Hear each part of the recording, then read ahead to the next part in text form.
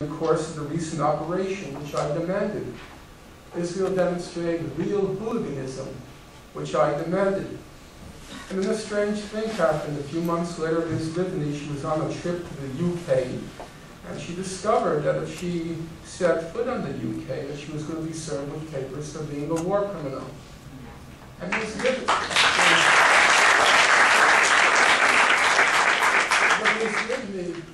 she was shocked.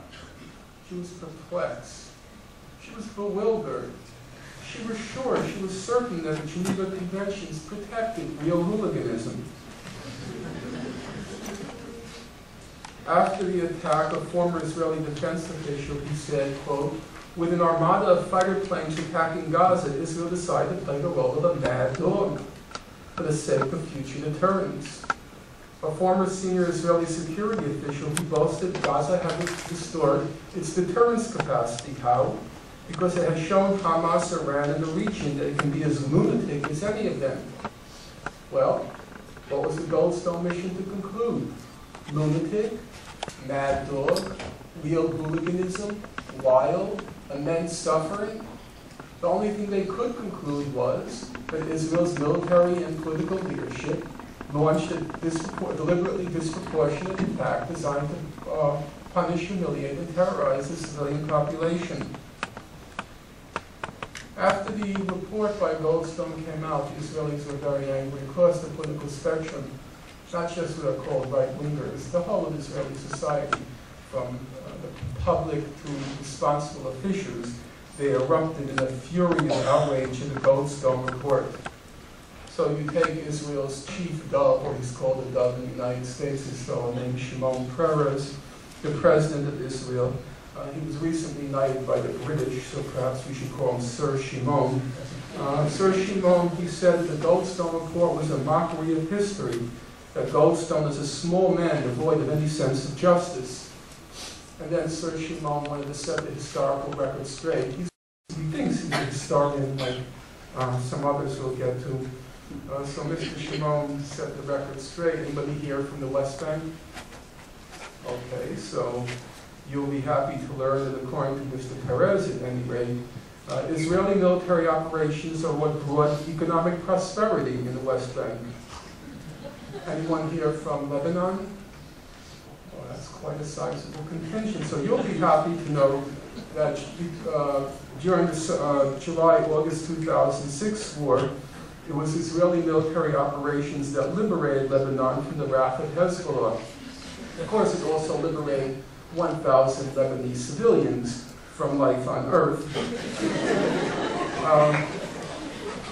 And then Gaza, because apparently, at least Mr. Peres thinks there's a lot of misunderstanding about what happened in Gaza, so he tries to set the record straight. So Sir Shimon says there was Israeli military operations that enabled Gaza residents to return to their daily routine. Well, thank you very much, Sir Shimon. And then there's the case of the Israeli ambassador to the United States. Some people think he's a historian, Michael Oren. Mr. Oren said that the Goldstone report was worse than Ahmadinejad and the Holocaust deniers, which, as you can imagine, is pretty terrible. It should be borne in mind that Mr. Oren played a crucial role in the massacre. Israel, as it prepared for the massacre in Gaza, it prepared on two fronts. It prepared on a military front. We know as early as March 2007, it was preparing the attack on Gaza, but it realized there was a second very important front, and that was the propaganda front. And so already 6 months before the attack, Israel established what it called the National Information Directorate to prepare the propaganda war.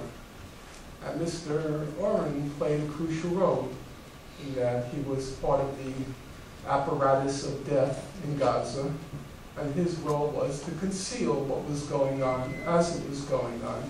He was one of the people who was sent to Gaza to explain to the world what was happening in Gaza. Now, I understand there's been a little bit of a brouhaha on this campus due to Mr. Oren's visit.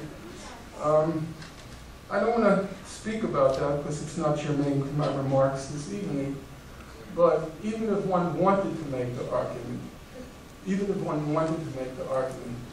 that for the purposes of the free marketplace of ideas, everybody should be allowed to speak, it does seem to me that the university had many options, even if that argument had credibility.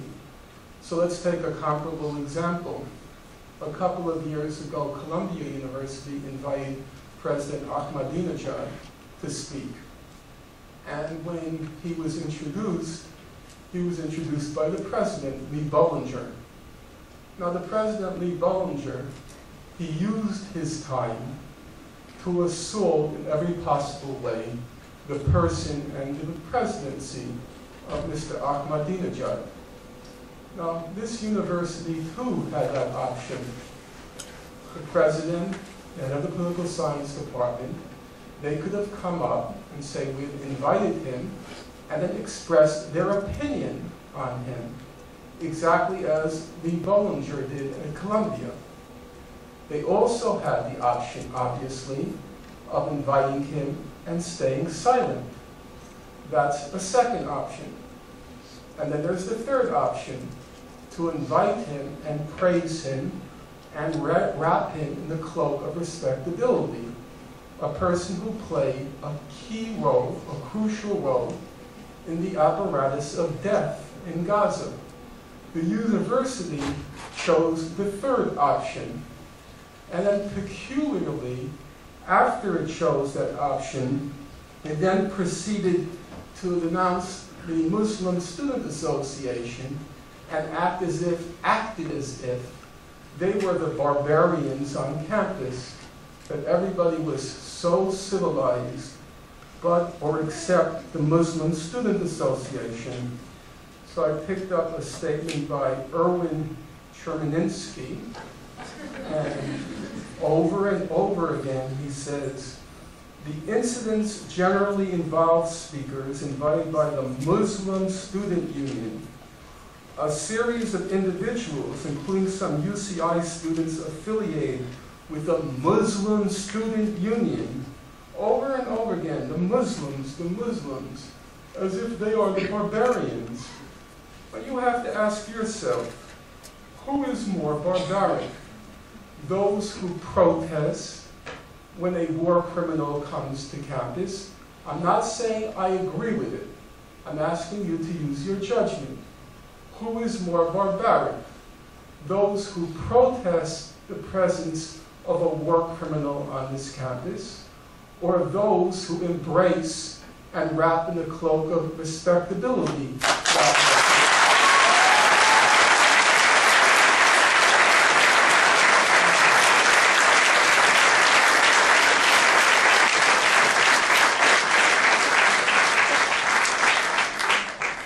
Back in the United States, Alan Dershowitz of Harvard University, he was appalled by the Goldstone report. He said it's so filled with lies, distortions, and blood libels that it could have been drafted by Hamas extremists, that it recalled the protocols of the elders of Zion, that Mr. Goldstone was an evil, evil man, an absolute traitor. You can just imagine how indignant he would have been if he actually read the report. But then an interesting question is raised. Why the hysteria over the Goldstone report? Because the Goldstone report was actually the last in a long series of reports which reached roughly the same conclusions as Mr. Goldstone's mission. Amnesty International published 2 very large reports. Human Rights Watch produced 6 reports. Israeli human rights organizations, Palestinian human rights organizations, international fact-finding missions, all produced very substantial reports which reached more or less the same conclusions as Mr. Goldstone.